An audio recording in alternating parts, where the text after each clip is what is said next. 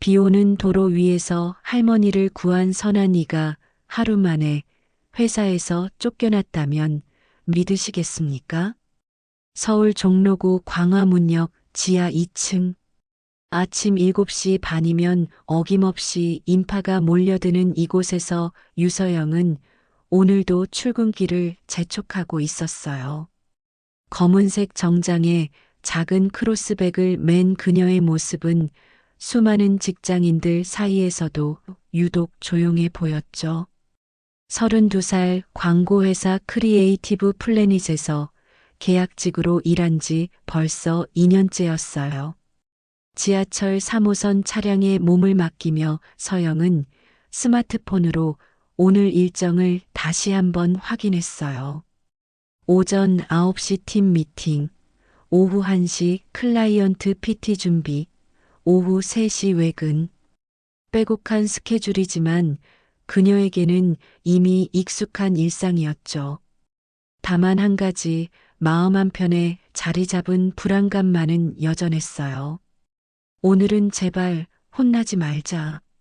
서영은 속으로 되뇌며 한숨을 쉬었어요.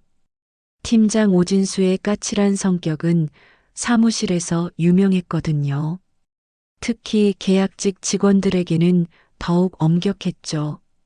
서영도 예외는 아니었어요. 아무리 일을 잘해도 아무리 성실해도 정규직 전환 이야기만 나오면 어김없이 희미한 벽에 부딪혔으니까요. 광화문역에서 내린 서영은 세종대로를 따라 회사가 있는 빌딩으로 향했어요. 이른 아침 거리에는 그녀처럼 출근하는 사람들로 가득했죠. 커피 한 잔을 들고 바쁘게 걸어가는 사람들, 지하철역 입구에서 무료 신문을 나눠주는 아르바이트생, 횡단보도 앞에서 신호를 기다리는 시민들. 모든 게 평범하고 일상적인 풍경이었어요. 하지만 서영의 마음속에는 늘 작은 무게감이 있었어요. 한때는 미술을 전공하며 꿈을 키웠던 시절이 있었거든요. 대학교 2학년 때까지만 해도 화가가 되고 싶어 했죠. 캔버스 앞에 서서 붓을 들고 있을 때가 가장 행복했어요. 색채와 형태로 자신만의 세계를 표현하는 일이 천직이라고 생각했었죠. 그런데 집안 형편이 어려워지면서 모든 게 바뀌었어요. 아버지의 사업 실패, 어머니의 병원비. 현실 앞에서 꿈은 사치가 되어버렸죠. 결국 서영은 실용적인 전공으로 편입하고 졸업 후에는 광고회사에 취직했어요. 미술에 대한 감각이 조금이나마 도움이 될 거라 생각했거든요. 엘리베이터에서 12층 버튼을 누르며 서영은 거울에 비친 자신의 모습을 봤어요. 단정한 헤어스타일, 진한 파운데이션으로 가린 피곤한 기색, 작게 미소 짓고 있지만 어딘지 억지스러워 보이는 표정. 이게 지금의 자신이었어요. 사무실 문을 열고 들어서자 동료들이 하나둘 인사를 건넸어요. 서영 씨, 일찍 오셨네요. 오늘도 고생 많으세요. 서영은 예의 바른 미소로 대답했죠. 안녕하세요. 오늘도 잘 부탁드려요. 자리에 앉아 컴퓨터를 켜며 서영은 오늘 하루도 무사히 지나가기를 간절히 바랐어요. 동료들과의 관계는 나쁘지 않았지만 회식 자리에는 자주 빠졌어요. 술자리보다는 집에서 혼자 책을 읽거나 드라마를 보는 게 더 편했거든요. 그래서인지 조용한 사람, 성실하지만 재미없는 사람이라는 이미지가 굳어져 있었죠. 오전 9시가 되자 팀 미팅이 시작됐어요. 팀장 오진수가 회의실에 들어오며 날카로운 눈빛으로 팀원들을 훑어봤어요. 오늘 PT 준비는 어떻게 되고 있어? 서영 씨, 자료 준비 다 됐지? 서영은 긴장한 목소리로 대답했어요. 네, 어제 밤까지 최종 검토 마쳤습니다.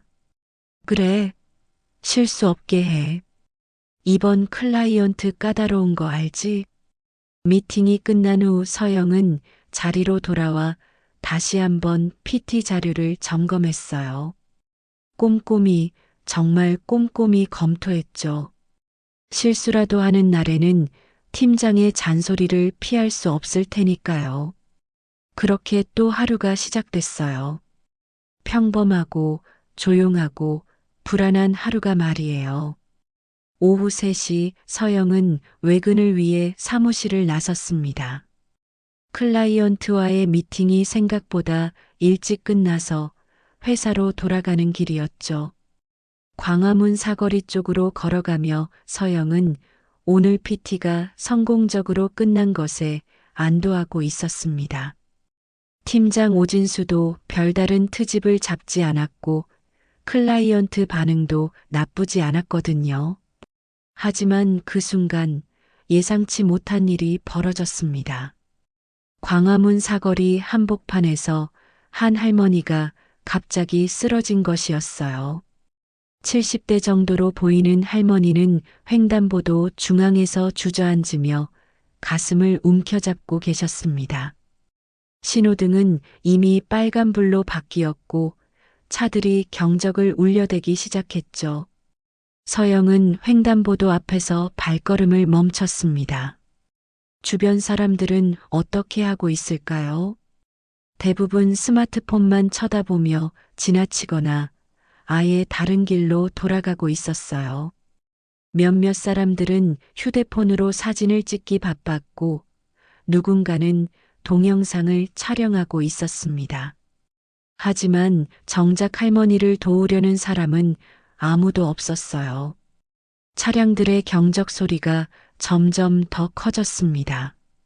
운전자들은 창문을 내리고 소리를 지르기 시작했어요. 빨리 치워달라고, 왜 도로 한복판에서 그러고 있느냐고 말이죠. 할머니는 더욱 움츠러들며 일어나려고 애를 쓰고 계셨지만 몸이 말을 듣지 않는 듯 했습니다. 서영의 마음속에서 갈등이 일어났습니다. 도와드려야겠다는 마음과 괜한 일에 휘말리고 싶지 않다는 마음이 동시에 들었거든요. 지금 저 할머니를 도우면 늦어질 테고 팀장에게 또 잔소리를 들을 수도 있었어요. 게다가 회사 일이 아닌 사적인 행동으로 문제가 생길 수도 있었죠. 하지만 할머니의 떨리는 손과 두려워하는 표정을 보는 순간 서영의 마음이 정해졌습니다. 이성보다는 본능이 앞섰어요. 서영은 주저하지 않고 도로 한복판으로 달려나갔습니다. 차량들의 경적 소리가 더욱 거세졌지만 상관없었어요. 할머니야, 괜찮으세요? 제가 도와드릴게요. 서영은 할머니의 팔을 조심스럽게 잡고 일으켜 세웠습니다. 할머니는 식은땀을 흘리며 가쁜 숨을 몰아쉬고 계셨어요. 가슴이 너무 아프다고, 갑자기 어지러워서 넘어졌다고 말씀하셨죠. 그때 하늘에서 빗방울이 떨어지기 시작했습니다. 처음에는 보슬비였지만 금세 굵은 빗줄기로 변했어요. 서영은 자신이 입고 있던 코트를 벗어 할머니께 덮어드렸습니다. 할머니, 우산은 없으시죠? 일단 횡단보도를 건너서 안전한 곳으로 가요. 할머니를 부축해서 횡단보도를 건너는 동안 서영의 옷은 완전히 젖었습니다. 검은색 정장 재킷이 비에 흠뻑 젖어 몸에 달라붙었고 머리카락에서는 물이 뚝뚝 떨어졌어요. 하지만 서영은 할머니가 더 젖지 않도록 자신의 몸으로 감싸며 걸었습니다. 횡단보도를 건넌 후 서영은 할머니를 근처 버스 정류장으로 모셨습니다. 다행히 지붕이 있어서 비를 피할 수 있었어요. 할머니의 상태를 확인해 보니 호흡이 조금 안정되는 것 같았습니다. 서영은 자신의 핸드백에서 물티슈를 꺼내 할머니의 손과 얼굴을 닦아드렸어요. 할머니는 서영의 손을 꼭 잡으며 말씀하셨습니다. 고맙다고, 정말 고맙다고요. 모든 사람들이 지나쳐갈 때 자신을 도와준 것이 얼마나 고마운지 모르겠다고 하셨어요. 서영은 당연한 일을 했을 뿐이라고 대답했습니다. 할머니께서 다치시면 안 되니까요. 구급차가 도착할 때까지 서영은 할머니 곁에 있었습니다. 비는 계속 내렸고 서영의 옷은 완전히 젖어 있었지만 상관없었어요. 할머니가 안전하게 병원에 가시는 것이 더 중요했거든요. 구급대원들이 할머니를 구급차에 태우며 서영에게 고맙다고 인사했습니다. 그런데 서영이 미처 몰랐던 것이 있었어요. 이 모든 상황이 근처에 있던 한 기자의 휴대폰에 담겼다는 사실을 말이죠. 그 기자는 우연히 그 자리를 지나가다가 서영의 행동을 보고 감동받아 동영상을 촬영한 것이었습니다. 비 내리는 도로 위에서 자신의 코트를 벗어 할머니께 덮어드리고 온몸으로 할머니를 감싸는 서영의 모습이 고스란히 기록되었어요. 서영은 그런 사실도 모른 채 젖은 옷을 털며 회사로 돌아갔습니다. 늦었으니 팀장에게 혼날 각오를 해야겠다고 생각하면서 말이에요. 다음 날 아침 서영이 사무실에 들어서는 순간 예상치 못한 일이 벌어졌습니다. 평소라면 각자 자리에서 조용히 업무를 시작했을 동료들이 모두 서영을 바라보며 박수를 치기 시작한 것이었어요. 마케팅팀 김대리가 먼저 다가왔습니다. 서영 씨, 정말 대단하세요. 뉴스 봤어요. 역시 그런 면이 있는 줄 몰랐어요. 기획팀 이 과장도 엄지손가락을 치켜 세우며 말했습니다. 우리 회사 이미지 확 살아났잖아요. 포털 사이트 메인에 박혔던데요. 서영은 상황을 파악하지 못한 채 당황스러워했습니다. 뉴스라니, 포털 사이트 메인이라니 무슨 말인지 이해할 수 없었어요. 총무팀 박대리가 태블릿을 들고 와서 화면을 보여주었습니다. 포털 사이트 메인 화면에는 큼지막한 기사 제목이 떠 있었어요. 비 내리는 도로 위, 한 여직원의 용기 모두가 울었다. 그 아래로는 서영이 할머니를 부축하는 사진과 함께 자세한 기사 내용이 실려 있었습니다. 서영은 기사를 읽으며 어리둥절했습니다. 자신이 한 행동이 이렇게 큰 화제가 될 줄은 꿈에도 몰랐거든요. 기사에는 익명의 제보자가 보낸 동영상을 바탕으로 한 내용이 상세히 기록되어 있었어요. 특히 서영이 자신의 코트를 벗어 할머니께 덮어드리고 비를 맞으며 할머니를 보호하는 장면이 많은 사람들의 감동을 불러일으켰다고 했습니다. 댓글 수는 이미 수천 개를 넘어섰고 대부분이 서영의 행동을 칭찬하는 내용이었어요. 요즘 같은 세상에 이런 사람이 있다니 감동이다. 진짜 용기 있는 사람이다. 우리 사회에 희망이 있다는 식의 댓글들이 줄을 이었습니다. 하지만 서영의 기분은 그리 좋지 않았습니다. 동료들의 관심이 부담스러웠고 무엇보다 팀장 오진수의 표정이 심상치 않았거든요. 오진수는 멀리서 서영을 노려보고 있었고 그 시선에는 못마땅함이 가득했어요. 오전 10시쯤 서영은 팀장실로 불려갔습니다. 오진수는 문을 닫고 나서 차가운 목소리로 말했습니다. 서영 씨, 어제 외근 중에 뭘 한 거야? 서영은 조심스럽게 대답했습니다. 할머니가 쓰러지셔서 도와드렸습니다. 외근 중 사적 행동이라는 걸 알고 있어. 회사 리스크는 생각 안 해봤나? 서영은 당황했습니다.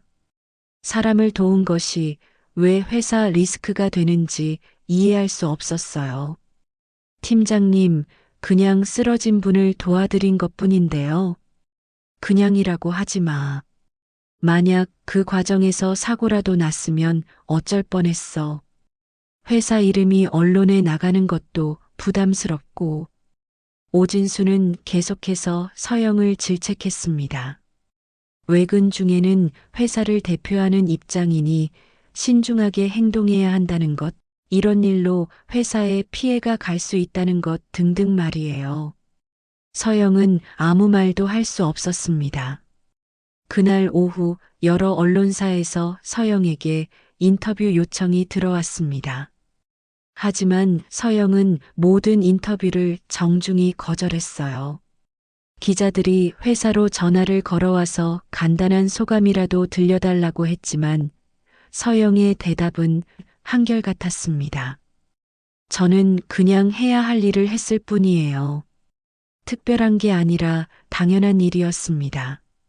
서영의 이런 겸손한 태도는 오히려 사람들의 마음을 더욱 움직였습니다. 기사 조회수는 계속 올라갔고 각종 SNS에서는 서영의 이야기가 공유되고 있었어요. 심지어 해외 언론에서도 관심을 보이기 시작했습니다. 하지만 사무실 분위기는 묘했습니다. 동료들은 서영을 칭찬하면서도 어딘지 조심스러워하는 기색이 역력했어요. 특히 팀장 오진수가 근처에 있을 때는 더욱 그랬습니다. 오진수는 하루 종일 서영을 예의주시하며 트집을 잡을 기회를 노리는 것 같았어요. 퇴근 시간이 되자 서영은 조용히 자리를 정리했습니다. 동료들은 서영에게 축하한다는 말을 건넸지만 서영은 마음이 편하지 않았어요. 오늘 팀장과의 대화가 계속 머릿속에 맴돌았거든요. 집으로 돌아가는 지하철 안에서 서영은 다시 한번 기사를 읽어보았습니다. 댓글들도 하나하나 읽어봤어요. 대부분이 격려와 칭찬의 내용이었지만 가끔 비판적인 댓글도 있었습니다. 쇼하는 것 같다. 요즘 다들 유명해지려고 안달이다. 뭔가 의도가 있을 것이다 하는 식의 댓글들이었어요. 서영은 한숨을 쉬었습니다. 자신은 정말 단순한 마음으로 할머니를 도왔을 뿐인데 왜 이렇게 복잡한 상황이 되었을까요? 내일 또 어떤 일이 벌어질지 걱정이 되기 시작했습니다. 그리고 서영의 걱정은 현실이 되었습니다. 다음 날 아침 더 큰 시련이 기다리고 있었거든요. 다음 날 아침 서영이 사무실에 도착했을 때 분위기는 전날과 사뭇 달랐습니다. 동료들은 서영과 눈을 마주치길 피했고 평소보다 훨씬 조용했어요. 복도에는 묘한 정막이 흐르고 있었습니다. 서영은 뭔가 불길한 예감을 느끼며 자리에 앉았어요. 오전 9시가 되자마자 팀장 오진수가 서영을 다시 팀장실로 불렀습니다. 이번에는 인사팀 과장 최민호도 함께 있었어요. 최민호는 서류 뭉치를 들고 있었고 표정이 매우 굳어 있었습니다. 오진수가 먼저 입을 열었습니다. 서영 씨, 어제 일에 대해서 회사 차원에서 논의가 있었어. 결론부터 말하면 부적절한 언행이었다는 판단이 내려졌다. 서영은 귀를 의심했습니다. 부적절한 언행이라니 대체 무슨 말인지 이해할 수 없었어요. 팀장님, 무슨 말씀이신지 잘 모르겠는데요. 최민호 과장이 서류를 펼치며 공식적인 톤으로 말했습니다. 유서영 사원, 귀하는 업무 시간 중 회사의 사전 승인 없이 개인적인 판단으로 행동하여 회사 이미지에 예상치 못한 영향을 끼쳤습니다. 이는 취업규칙 제15조 직무태만에 해당한다고 판단됩니다. 서영의 머릿속이 하얗게 되었습니다. 직무태만이라니 할머니를 도운 것이 직무태만이라는 말인가요? 잠깐만요. 기사 덕분에 회사 이미지도 좋아졌는데 왜 그런 말씀을 하시는 거예요? 오진수가 차갑게 대답했습니다. 그건 결과론이야. 만약 그 과정에서 사고가 났다면 어떻게 했을 거야? 회사가 책임져야 하는 상황이 될 수도 있었다고. 최민호 과장이 서류를 서영 앞으로 밀며 말했습니다. 회사 입장에서는 사전 협의 없이 이루어진 행동으로 인해 언론의 주목을 받게 된 것에 대해 우려를 표하는 바입니다. 따라서 당분간 정직 처분을 내리기로 결정했습니다. 서영은 믿을 수 없다는 표정으로 두 사람을 번갈아 봤습니다. 정직이요. 정말 정직이라고 하시는 건가요? 그렇다. 2주간 정직이다. 그동안 본인의 행동에 대해 깊이 반성하길 바란다. 서영의 목소리가 떨렸습니다. 팀장님, 저는 정말 잘못된 일을 한 게 아니에요. 할머니가 쓰러지셨는데 그냥 지나칠 수는 없었잖아요. 오진수는 고개를 저었습니다. 서영 씨 입장은 이해하지만 조직에서는 질서가 중요해. 아무리 좋은 일이라도 절차를 무시하면 안 되는 거야. 최민호 과장이 덧붙였습니다. 물론 인도적인 행동 자체를 비난하는 것은 아닙니다. 하지만 회사 입장에서는 리스크 관리가 우선이라는 점을 이해해 주시기 바랍니다. 서영은 말문이 막혔습니다. 아무리 설명해도 이들은 듣지 않을 것 같았어요. 이미 결정된 일이고 서영의 의견은 중요하지 않다는 식이었습니다. 회의실을 나와 자리로 돌아온 서영은 멍하니 앉아 있었습니다. 동료들이 힐끔힐끔 쳐다보고 있었지만 아무도 다가오지 않았어요. 평소 친하게 지내던 마케팅팀 김대리조차 시선을 피했습니다. 점심시간이 되자 서영은 식당에 가지 않고 옥상으로 올라갔습니다. 혼자 있고 싶었거든요. 옥상에서 서울 시내를 내려다보며 서영은 복잡한 심정을 달랠 수 없었어요. 어제까지만 해도 사람들이 박수를 쳐주고 칭찬해 주었는데 하루 만에 정직 처분을 받게 되다니. 오후에 서영은 개인 사물함을 정리하기 시작했습니다. 2주간이지만 회사에 나올 수 없으니 필요한 물건들을 챙겨야 했어요. 책상 서랍에서 꺼낸 작은 액자에는 대학 시절 미술 전공 동기들과 찍은 사진이 들어 있었습니다. 그때는 정말 행복했었는데 지금은 그 시절이 까마득하게 느껴졌어요. 동료들은 서영이 짐을 정리하는 모습을 지켜보면서도 아무 말을 하지 않았습니다.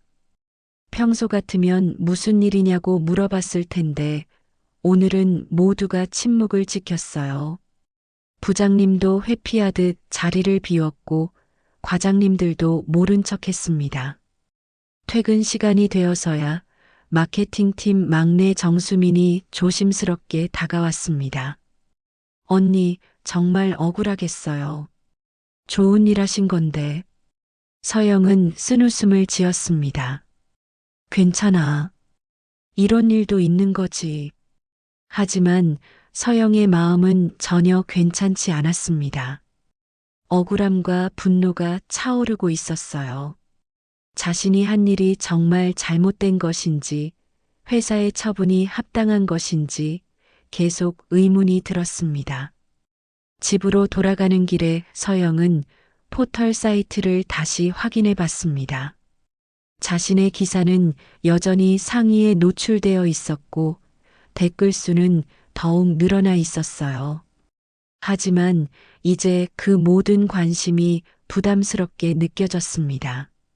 서영은 이게 끝이 아니라는 것을 직감하고 있었습니다. 뭔가 더 큰 일이 벌어질 것 같은 불안한 예감이 들었어요. 그리고 그 예감은 며칠 후 현실이 되었습니다. 정직 처분을 받은 지 사흘째 되는 날 서영에게 예상치 못한 전화가 걸려왔습니다. 회사 총무팀에서 연락한 것이었어요. 서영이 마지막으로 담당했던 프로젝트에 문제가 생겼다는 내용이었습니다. 총무팀 박 대리의 목소리는 심각했습니다. 서영 씨, 죄송한데 급히 확인해야 할 일이 있어서요. 지난주에 제출하신 브랜드 리뉴얼 기획안에서 클라이언트가 항의를 해왔어요. 서영은 당황했습니다. 그 프로젝트는 자신이 직접 준비한 것이고 클라이언트도 만족해했던 기억이 있었거든요. 무슨 항의인데요? 핵심 이미지가 누락되어 있다는 거예요.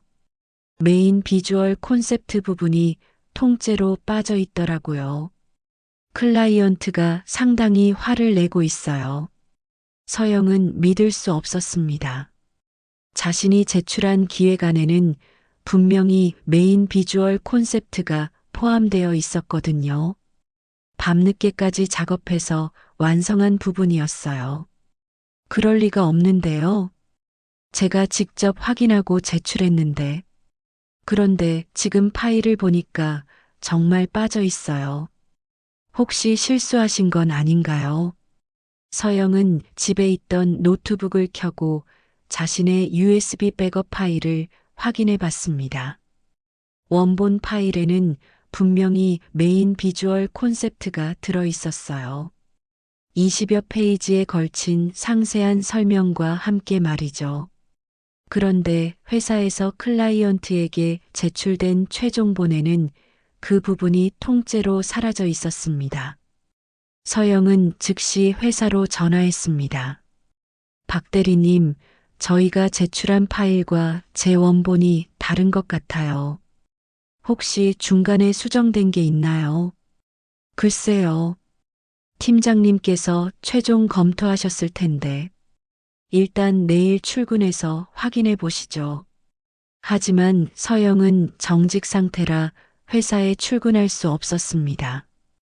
답답한 마음에 동료들에게 연락해 봤지만 모두들 바쁘다며 얼버무렸어요.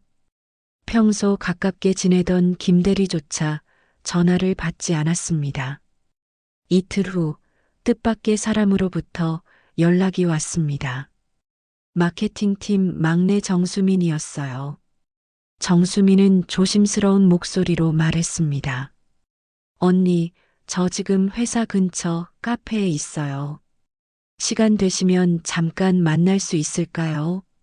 중요한 얘기가 있어요. 서영은 급히 카페로 향했습니다. 정수민은 평소와 달리 얼굴이 창백했고 계속 주변을 두리번거리고 있었어요. 언니, 사실 말씀드리기가 너무 힘들었어요. 하지만 양심상 그냥 넘어갈 수가 없어서. 정수미는 떨리는 목소리로 이야기를 시작했습니다.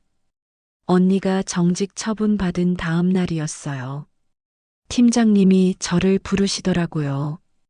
그러면서 기획안 파일을 수정하라고 하시는 거예요. 서영의 심장이 쿵 떨어지는 느낌이었습니다. 수정이라니 뭘 수정하라고 하셨는데 메인 비주얼 콘셉트 부분을 삭제하라고 하셨어요.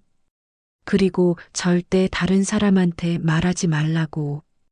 저는 왜 그런 일을 해야 하는지 모르겠다고 했는데 팀장님이 화를 내시면서 시키는 대로만 하라고 하셨어요.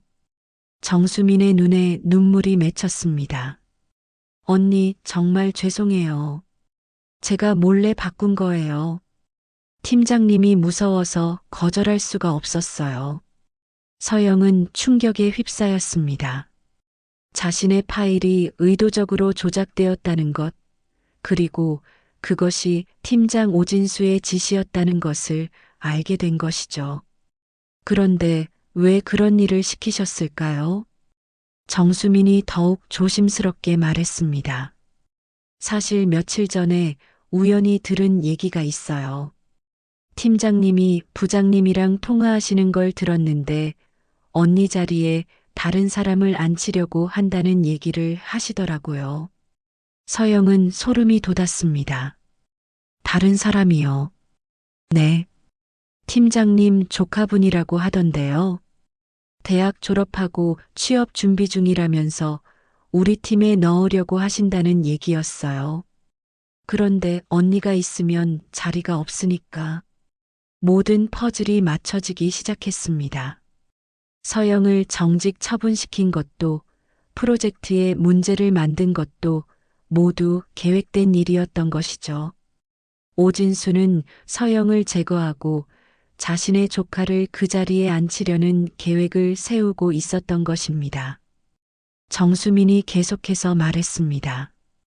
언니, 저는 정말 어떻게 해야 할지 모르겠어요. 이 일을 신고해야 할까요? 하지만 그러면 저도 회사에서 쫓겨날 것 같아서 무서워요.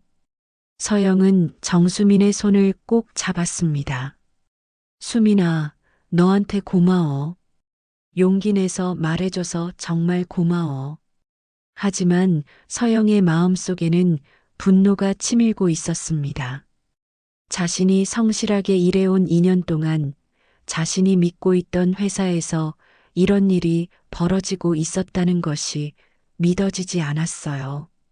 더 큰 문제는 이런 부정한 일이 계속 반복될 것이라는 점이었습니다. 서영은 결심했습니다.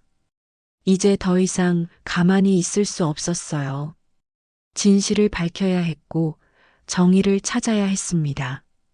비록 작은 개인이지만 부당한 일에 맞서 싸워야겠다고 생각했어요. 그날 밤 서영은 자신이 가지고 있던 모든 자료를 정리했습니다. 원본 파일들, 프로젝트 진행 과정의 이메일들, 그리고 정수민의 증언까지 작은 용기를 내어 진실을 마주할 때가 온 것입니다. 서영은 밤새 고민한 끝에 중요한 결정을 내렸습니다. 더 이상 침묵하지 않기로 한 것이죠. 다음 날 아침 일찍 서영은 컴퓨터 앞에 앉아 진심을 담은 메일을 작성하기 시작했습니다. 수신인은 회사 인사팀과 대표이사였습니다. 서영은 지난 며칠 동안 벌어진 모든 일들을 차근차근 정리해서 썼어요. 자신이 할머니를 도운 일, 그로 인한 정직 처분, 그리고 프로젝트 파일이 조작된 사실까지 상세히 기록했습니다. 제목은 간단했습니다.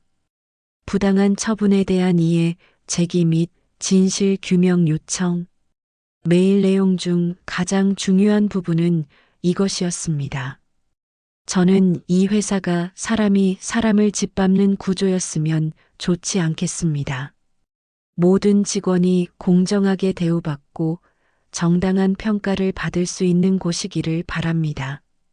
메일을 보낸 후 서영은 직접 회사로 향했습니다.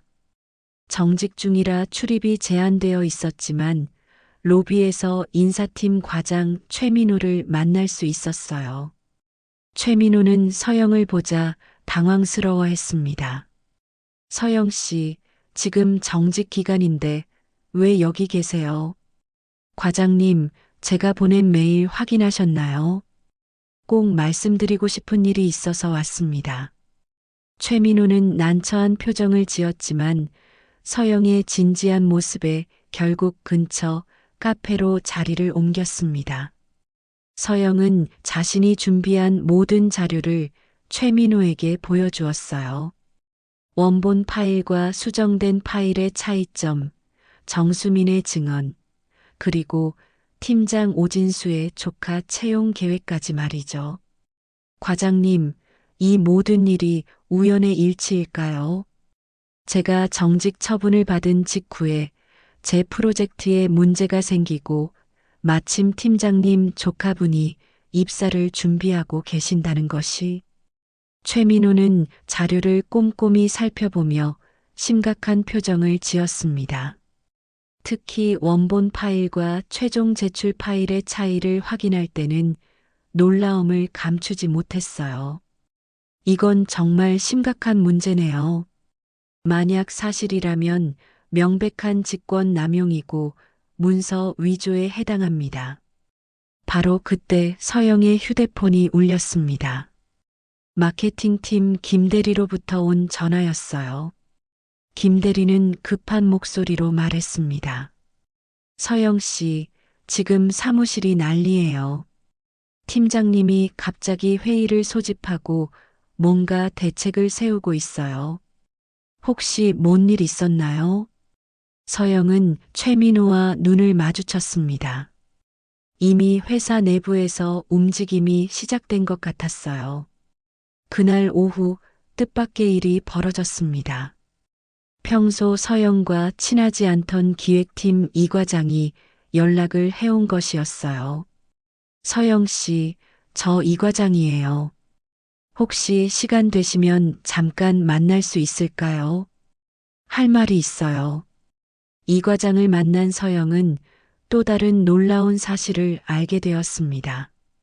사실 저도 팀장님 때문에 고생한 적이 있어요. 작년에 제가 맡았던 프로젝트에서도 비슷한 일이 있었거든요. 갑자기 제 기획안에 문제가 생겼다면서 책임을 저한테 떠넘기려고 했어요. 이 과장의 증언에 따르면 오진수는 예전부터 이런 식으로 마음에 들지 않는 직원들을 제거해 왔다고 했습니다. 특히 자신의 권위에 도전하거나 능력이 뛰어난 직원들을 견제하는 경우가 많았다고 하더군요. 기억해요, 서영 씨. 서영 씨가 없었으면 우리 브랜드 캠페인 절대 성공 못했어요. 작년 화장품 브랜드 리뉴얼 프로젝트도 서영 씨 아이디어가 핵심이었잖아요. 이 과장의 말에 서영은 조금씩 용기를 얻기 시작했습니다. 자신이 혼자가 아니라는 것을 알게 된 것이죠. 그날 저녁 더욱 놀라운 일이 벌어졌습니다. 회사 사내 커뮤니티에 익명의 글이 올라온 것이었어요. 제목은 우리 회사의 부당한 인사처분에 대해 알고 있는 분 계신가요였습니다. 글 내용은 서영의 사건을 언급하며 회사 내부의 부정한 관행에 대해 문제 제기를 하는 것이었어요. 댓글로는 비슷한 경험을 한 직원들의 증언이 줄을 이었습니다. 모두 익명이었지만 구체적이고 신빙성 있는 내용들이었어요. 오진수 팀장의 독단적인 처분, 자의적인 업무 배정, 그리고 연고자 채용 의혹까지 다양한 내부 고발이 쏟아져 나왔습니다. 서영의 사건이 도화선이 되어 그동안 쌓여있던 불만들이 터져 나오기 시작한 것이죠. 소문은 곧 외부로도 퍼져나갔습니다. 한 온라인 커뮤니티에 회사 내부 상황이 공유되었고 서영을 도왔던 할머니 사건과 연결되면서 더욱 큰 관심을 받게 되었어요. 언론에서도 후속 기사에 관심을 보이기 시작했습니다. 그런데 바로 그때 서영에게 전혀 예상치 못한 연락이 왔습니다. 자신을 도왔던 그 할머니와 관련된 사람으로부터 말이에요. 이 연락은 서영의 인생을 완전히 바꿔놓을 계기가 될 것이었습니다. 서영이 집에서 저녁을 먹고 있을 때 모르는 번호로 전화가 걸려왔습니다. 요즘 언론사에서 자주 연락이 와서 받기를 망설였지만 혹시 중요한 일일까봐 전화를 받았어요. 안녕하세요. 혹시 유서영 씨 맞으시죠? 네, 맞는데요. 누구시죠? 제 이름은 김혜진이라고 합니다. 혹시 며칠 전에 광화문 사거리에서 할머니를 도와주신 분이 서영 씨가 맞나요? 서영은 깜짝 놀랐습니다. 그 할머니와 관련된 연락일 줄은 전혀 예상하지 못했거든요. 아, 네, 맞습니다. 그런데 어떻게 제 연락처를?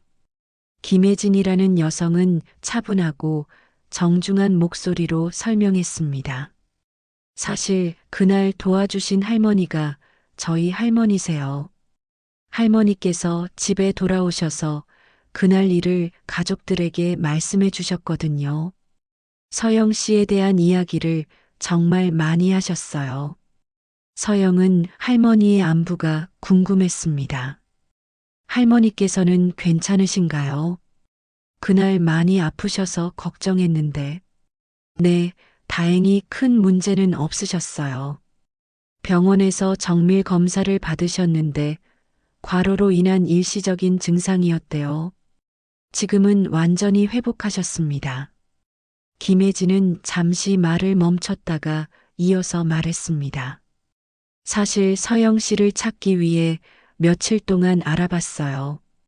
다행히 뉴스 기사를 통해 소속 회사를 알 수 있었고 지인을 통해 연락처를 구했습니다. 서영은 조금 당황스러웠습니다. 개인 연락처가 유출된 것 같아 불편했거든요.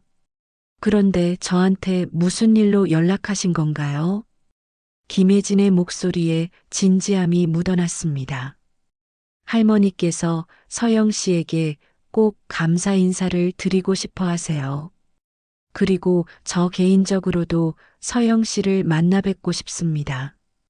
혹시 시간 되실 때 한번 만날 수 있을까요? 서영은 잠시 고민했습니다. 요즘 워낙 복잡한 상황이라 외부 사람들과 만나는 것이 부담스러웠거든요. 죄송한데 요즘 좀 복잡한 일이 있어서요. 김혜진은 서영의 망설임을 눈치챘는지 조심스럽게 말했습니다. 혹시 회사에서 어려운 일이 있으시다는 소문을 들었는데 그것과 관련이 있나요? 서영은 깜짝 놀랐습니다. 자신의 상황을 어떻게 알고 있는 건지 궁금했어요. 어떻게 그런 걸 아시는지. 사실 제가 하는 일이 그쪽 업계와 관련이 있어서요. 우연히 소식을 들었습니다.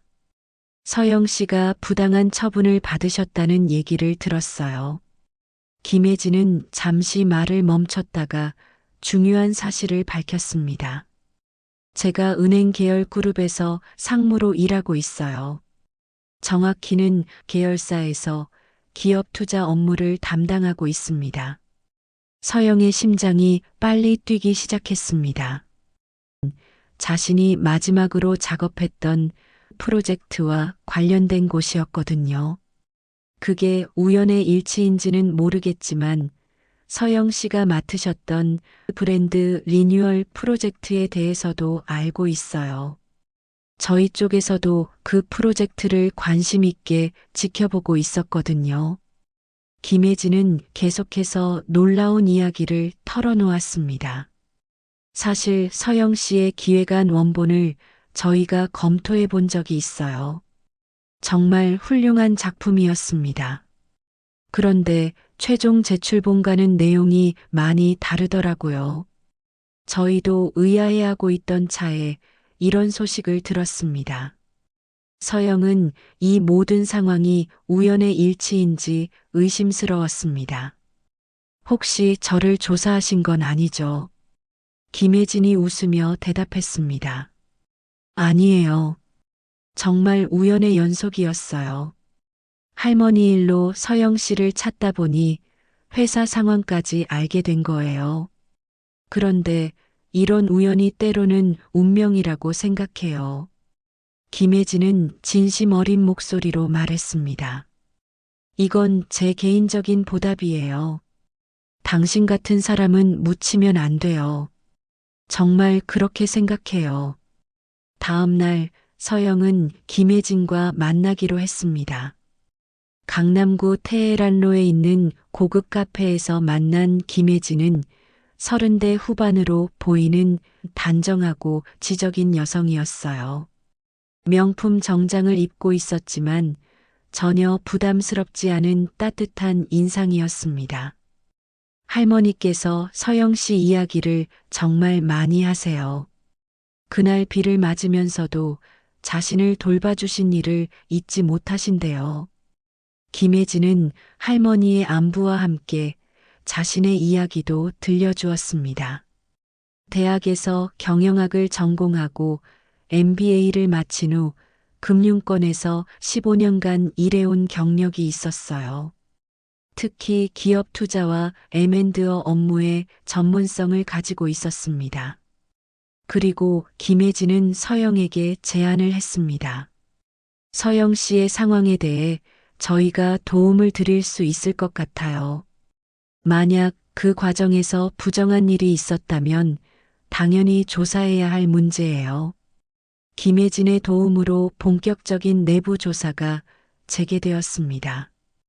금융그룹 차원에서 협력업체인 크리에이티브 플래닛에 대한 감사가 시작된 것이죠. 그리고 며칠 후 결정적인 증거들이 발견되기 시작했습니다. 김혜진의 도움으로 시작된 조사는 예상보다 빠르게 진행되었습니다. 파견된 감사팀이 크리에이티브 플래닛의 내부 시스템을 점검한 결과 팀장 오진수의 부정행위 증거들이 속속 드러났어요. 파일 수정 기록, 이메일 내역, 그리고 여러 직원들의 증언까지 모든 것이 명확하게 밝혀졌습니다. 무엇보다 결정적이었던 것은 오진수가 자신의 조카 취업을 위해 서영을 제거하려 했다는 사실이 구체적인 증거와 함께 드러난 것이었어요. 조카와 주고받은 메시지, 인사팀과의 비공식적인 접촉 내역, 심지어 채용 관련 뒷돈 거래 의혹까지 수면 위로 올라왔습니다. 조사 결과가 나온 지 일주일 만에 오진수는 문서 위조와 인사전횡, 그리고 업무상 배임 혐의로 즉시 면직 처분을 받았습니다. 회사 측에서는 서영에게 공식 사과와 함께 복직 통보를 했어요. 거기에 더해 정규직 전환까지 확정되었습니다. 서영이 다시 사무실로 돌아온 날, 동료들은 진심 어린 박수로 그녀를 맞아주었습니다. 이번에는 지난번과 달리 정말 따뜻하고 진정성 있는 환영이었어요. 특히 정수미는 서영을 보자마자 눈물을 흘리며 안겨왔습니다. 언니, 정말 고생 많으셨어요. 언니가 용기 내주신 덕분에 우리 회사가 더 좋아질 것 같아요. 이 과장도 서영의 손을 꼭 잡으며 말했습니다. 서영 씨 덕분에 그동안 참고 있던 많은 문제들이 해결됐어요.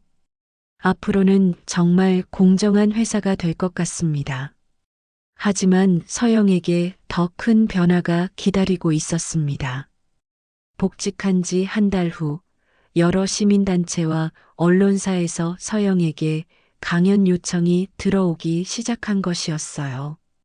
작은 친절이 어떻게 세상을 바꿀 수 있는지, 개인의 용기가 조직을 변화시킬 수 있다는 메시지에 많은 사람들이 관심을 보였습니다. 첫 번째 강연은 서울시립도서관에서 열린 시민 토크 콘서트였습니다. 작은 친절의 힘이라는 주제로 진행된 이 강연에서 서영은 자신의 경험을 솔직하게 나누었어요. 저는 그날 특별한 영웅이 되려고 했던 게 아니에요. 그냥 제가 할 수 있는 일을 한 것뿐이었습니다. 하지만 그 작은 행동이 이렇게 큰 변화를 가져올 줄은 몰랐어요. 서영의 이야기는 사람들에게 깊은 감동을 주었습니다. 특히 회사에서 겪은 부당한 처분과 그에 맞서 싸운 과정은 많은 직장인들에게 용기를 주었어요. 때로는 옳은 일을 하는 것이 더 큰 어려움을 가져다 줄 수 있어요. 하지만 그럼에도 불구하고 우리는 포기하지 말아야 한다고 생각해요. 작은 용기가 모여서 큰 변화를 만들어낼 수 있으니까요. 그날 유서영은 그저 도로 위에서 사람 하나를 살렸을 뿐이었습니다. 하지만 세상은 그 작은 용기를 곱게 바라보지 않았죠. 억울하게 잘리고 배신당하고 조용히 무너져야 했던 그녀의 시간. 그럼에도 유서영은 멈추지 않았습니다. 진실 앞에 설 용기, 부당함을 말하는 목소리, 그리고 꺾이지 않는 따뜻함. 그 모든 것이 결국 세상을 바꾸는 씨앗이 되었던 것이죠. 이야기는 아직 끝나지 않았습니다. 그리고 우리는 묻고 싶습니다. 당신이라면 그날 그 비 오는 도로 위에서 멈췄을 수 있었을까요? 더 많은 이야기와 사람의 온기를 담은 콘텐츠가 궁금하시다면 구독과 좋아요, 그리고 당신의 생각을 댓글로 남겨주세요. 여러분의 한 줄이 다음 이야기의 시작이 될 수 있습니다.